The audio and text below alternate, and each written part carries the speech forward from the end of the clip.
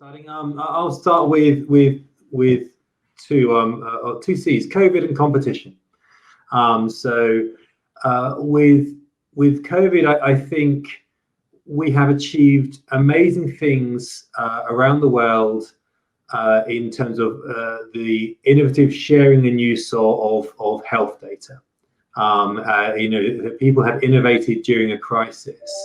I know that what I've seen in the UK is barriers being broken, which have stood for many years. Very often they're not regulatory barriers. Very often they're to do with culture, duties of confidentiality outside of data protection, legacy infrastructure. But the fact remains that in fighting this pandemic, the health sector has innovated admirably and has achieved amazing things.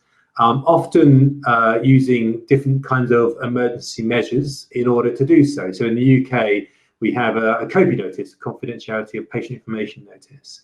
I think one of the challenges for this year will be to find ways to carry on using health data productively as the pandemic recedes and the public interest balance rebalances, and we need to kind of get back to business as usual. So I think that's a really important debate, because we need to get something out of this current crisis, and we should be able to use health data better coming out of this current crisis. So that's my first point. My second point is a pretty obvious one, but it is going to be a big trend, which is around privacy and competition together. This is a really fascinating dynamic. One of the first things I did when I joined the ICO executive was come over to some FTC hearings on privacy and competition. This would have been in the fall of 2018. And it was a very nascent debate there. It was visionary of the FTC to convene that discussion.